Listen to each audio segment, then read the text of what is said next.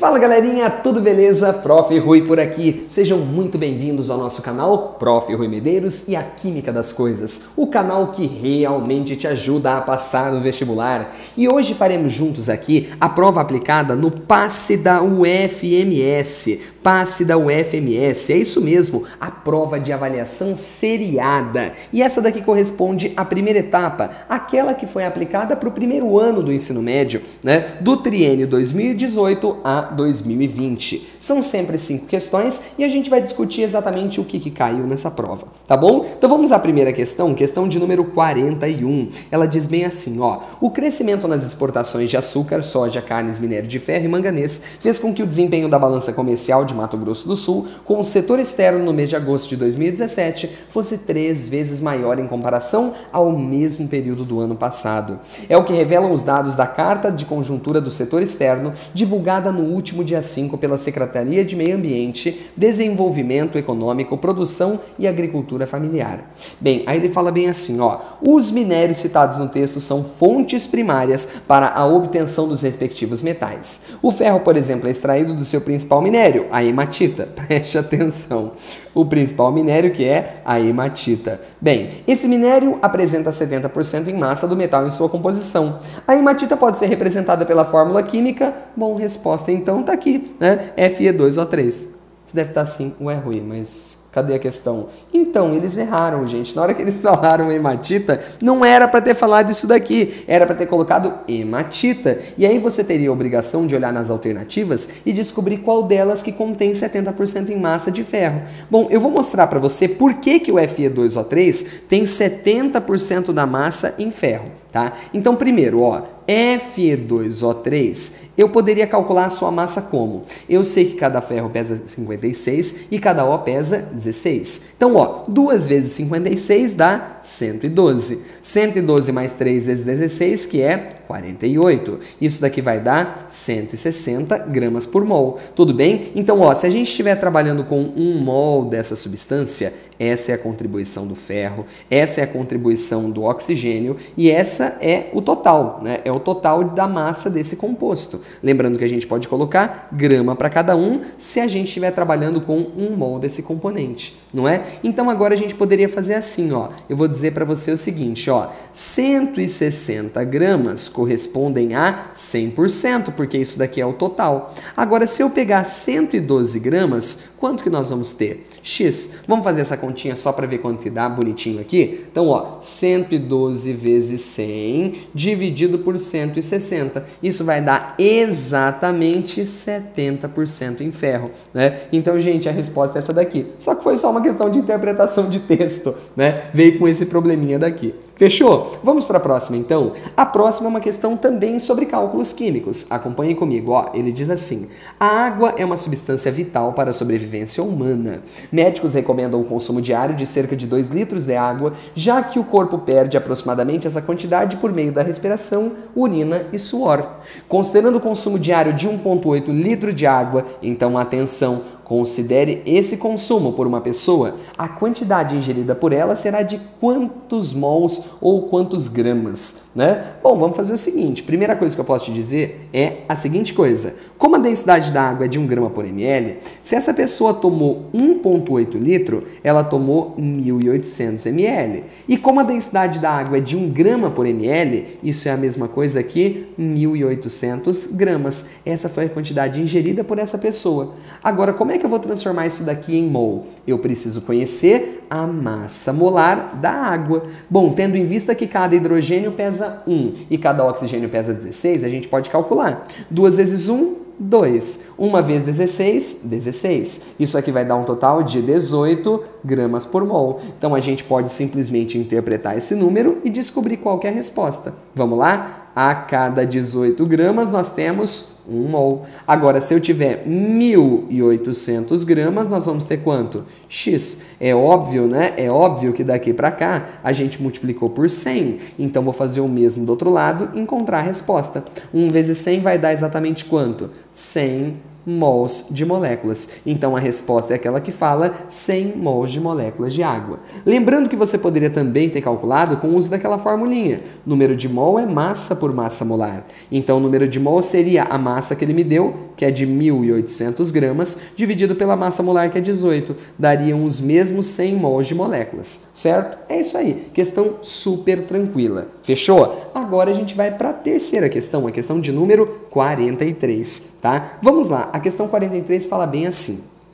Gás é a fase física mais dispersa da matéria e em sua maior parte não apresenta coloração e odor, o que dificulta a sua identificação.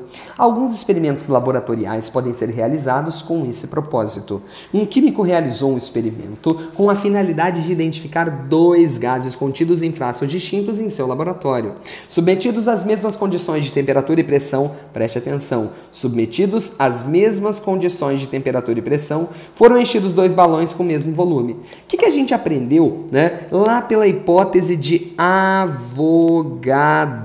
Nós aprendemos uma coisa muito importante. Quando dois gases eles possuem, olha aqui, ó, mesma, tá? Pressão, temperatura e volume, obrigatoriamente eles vão ter o que também? O mesmo número de moléculas, certo? Eles têm o mesmo número de moléculas. Então, por exemplo, só para a gente poder comparar, vamos supor, estou inventando, que a gente tenha 1 mol de gás desse lado. Automaticamente eu também vou ter 1 mol de gás desse lado. Tudo bem? Agora tem um detalhe. 1 mol, né, é relativa à massa que isso pesa, tá? Porque tudo depende da massa molar, tá certo? Então ele fala assim, ó, em seguida foram amarrados em um bastão de madeira, um em cada extremidade. Após determinado tempo, o bastão se encontrava inclinado como mostra a figura.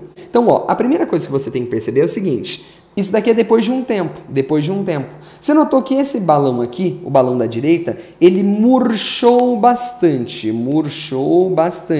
E esse daqui, ele continuou praticamente igual. O que nós aprendemos a respeito de murchar, né? Como que é a questão do gás escapar do balão? Nós aprendemos que a velocidade, né, era inversamente proporcional à raiz quadrada da massa molar do gás. Rui do céu, você pode explicar de outra maneira? Posso, para ficar mais fácil. Quanto maior for a massa molar, menor vai ser a velocidade que esse gás escapa. Então, por exemplo, esse gás que está aqui, ele praticamente não escapou. Então, ele deve ter uma grande massa molar. Já esse da direita é o contrário. Esse cara aqui, ó, demorou muito. Ele demorou muito não, ele esvaziou muito rápido. Se ele esvaziou muito rápido é porque ele deve ter uma massa molar pequena. Tudo bem? Se você pensasse exclusivamente nisso daqui, né, você poderia imaginar o seguinte, ele fala assim, o químico concluiu que os gases que ocupavam respectivamente os balões das extremidades esquerda e direita são quais? Se eu pensar exclusivamente na massa molar, né, que é o que a gente acabou de propor por aqui, você diria assim, o primeiro tem que ter maior massa molar. Então vamos lá, ó, presta atenção. Quanto que pesa CO2? CO2 pesa 44, só fazer a massa molar, né? O N2 pesa 28. Lembrando que, ó, por que 28? 2 vezes 14. Por que 44?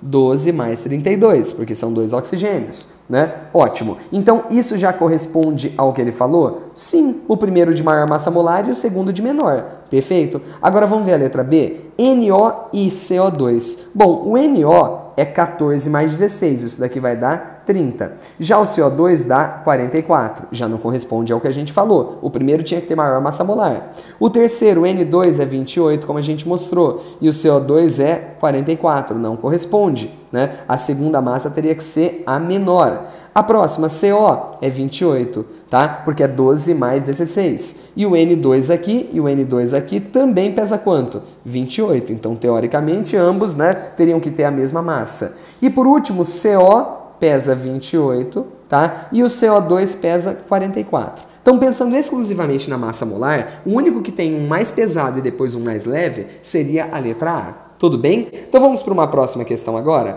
Vamos para a questão de número 44. A 44 fala bem assim, ó. Sais minerais são substâncias que não são produzidas pelo corpo humano, porém podem apresentar íons essenciais ao seu bom funcionamento. Os sais podem ser originados pela reação de neutralização entre um ácido e uma base, sendo que de acordo com essa reação, podem apresentar diferentes classificações. O sal hidrogeno-sal, por exemplo, é o resultado de uma reação que pode ser exemplificada pela seguinte equação. Gente, o que é um hidrogenossal? Hidrogenossal é aquele sal que na sua fórmula ele ainda tem hidrogênio ionizável. Ou seja, para poder existir hidrogênio ionizável é porque houve uma neutralização parcial do ácido, tá? Houve uma neutralização parcial do ácido. Tudo bem? Então, por exemplo, só para você poder entender, essa reação vai ser oriunda quando você tiver um poliácido reagindo, por exemplo, com uma monobase, tá? Vai sobrar H+ com esse cara, tudo bem? Então, por exemplo, ó, eu quero que você olhe para essa letra A. Ele quer um hidrogenossal, tem que sobrar H. Nesse primeiro aqui, você não tem um hidrogenossal, você tem um hidroxissal, ou sal básico, né? Tem OH sobrando, então tá errada essa primeira. Eu não quero hidroxissal, eu quero hidrogenossal. Olha para a fórmula desse. Se você olhar para esse cara, não tem hidrogênio na fórmula do sal. Então isso daqui é um sal normal ou neutro. Esquece, não é isso que eu quero. A terceira, ó, olha para a fórmula. CaClBr. Isso aqui é um sal duplo, né? É um sal que não tem hidrogênio e ele tem 2 ânions. Então tá errado também. Não é isso daqui. Próxima, dá uma olhada, ó. CaHPO4. Opa, o que você observou que tem aqui no meio? Tem um hidrogênio, né? Então, essa reação aqui, ela derivou de uma neutralização parcial. Vale salientar que o H3PO4, ele libera 3 hidrogênios, né? Ou seja, ele é um triácido, ele libera 3 hidrogênios na forma de H+. E ó, se esse cara libera 3 H+, e essa base só fornece 2 OH-, você concorda comigo que vai ficar sobrando um H+? Vai ou não vai? Então, é por isso que a letra D de dado é a nossa resposta.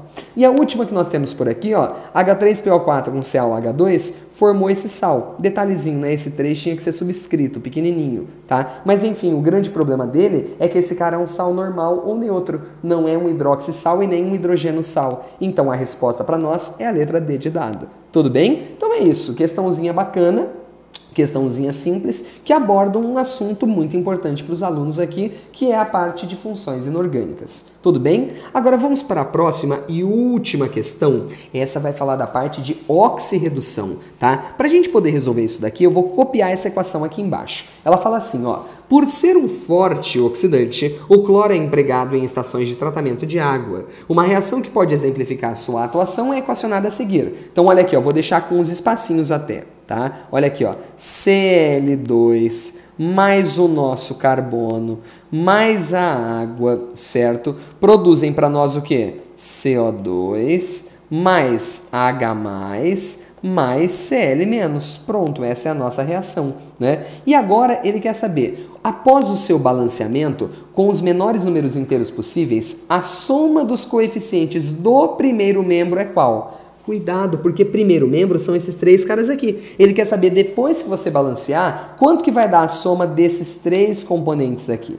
Essa é a pergunta, né? Então a gente vai ter que fazer. Vamos lá? Bom, primeira coisa, para você balancear uma equação de oxirredução, você tem que calcular o NOx de todo mundo, né? Então vamos lá. Cl2, substância simples, vale 0. Assim como o carbono também vale 0. Na água, o hidrogênio é +1 e o O é -2, o normal para eles. No CO2, a gente conhece o oxigênio. Cada O vale -2. Como eu tenho 2 oxigênios, -4. Para que isso dê 0, o carbono tem que ser quanto? +4.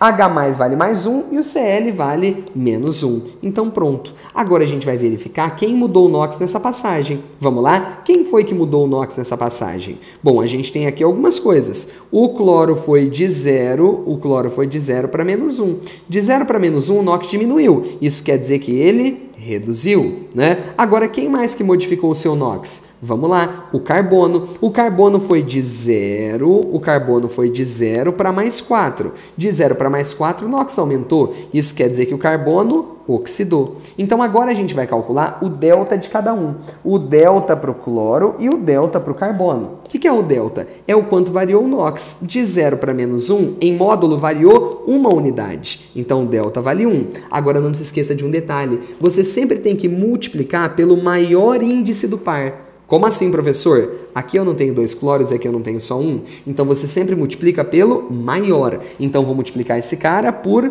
2. Isso aqui vai dar um total de 2. Esse é o delta para ele. Agora, eu vou ver para o carbono. Vamos lá? O carbono foi de 0 para +4. Ele variou 4 casas. Então, o delta para o carbono foi de 4 casas. Multiplicado pelo maior índice do par. Como aqui eu só tenho um carbono e aqui só tem 1, multiplica por 1 mesmo, né? Isso daqui vai dar quanto? Opa, vai dar 4. Concorda comigo? Vai dar 4. Peraí, mas dá pra gente simplificar esses dois números, dá ou não dá? 2 e 4 a gente pode simplificar por 2. E daí o de cima vai ficar quanto? O de cima fica sendo 1 e o de baixo fica sendo quanto? 2. Acabou. Agora a gente faz o último passo, que é a inversão. Delta de um vira coeficiente do outro. Por exemplo, o delta do cloro, que é 1, passa para frente do carbono. Como o índice dos carbonos é o mesmo, eu posso passar para qualquer um que eu quiser. Vou passar para o da esquerda. Pode ser? Vou passar para o da esquerda. Tá aqui. Agora, atenção. Esse 2 que é do carbono tem que passar para o cloro. Só que olha o cloro da direita, olha o cloro da esquerda. O da esquerda tem maior índice. Concorda comigo? Então, obrigatoriamente, você tem que passar para ele. Eu tenho que passar para esse cara aqui. Alas, então sempre passar para o que tem maior índice. E agora você completa o balanceamento por tentativas. Quer ver? Vamos lá? Vou fazer a contagem. Ó, bom, na esquerda eu tenho quantos cloros? 4, então tem que colocar 4 na direita. Na esquerda tem um carbono, então tem que colocar 1 aqui na direita, né? Que mais? Ó, a gente ainda pode balancear quem? Se você olhar aqui, nós temos 2 oxigênios, então tem que ter 2 na esquerda. Coloca 2 na frente da água. E aqui, ó, a gente ainda tem quantos hidrogênios? Eu tenho 4, então eu preciso colocar 4H+. Pronto, está tudo balanceadinho. Ele pediu para nós fazermos a soma, né, dos coeficientes menores lá do primeiro membro. Então, ele quer 2 com 1, 3. 3 com 2 dá 5. Então, a resposta é 5. Alternativa B de bola. Gente, então essa foi a prova aplicada no triênio 2018 a 2020 para a primeira etapa do passe da UFMS. Perceba que foi uma prova bem bacaninha, né? Embora tenha tido aquele errinho que a gente mostrou naquela primeira questão que veio ali, né, com aquele problema que já te deu a resposta direto, foi uma prova que abordou temas interessantes, né? Apesar dos erros, abordou temas interessantes. Espero que você tenha gostado bastante da nossa resolução. Aproveita mais uma vez e se inscreve no nosso canal, porque conteúdos como esse são postados sempre para vocês, tá bom? Valeu, gente, até um próximo encontro, beijão e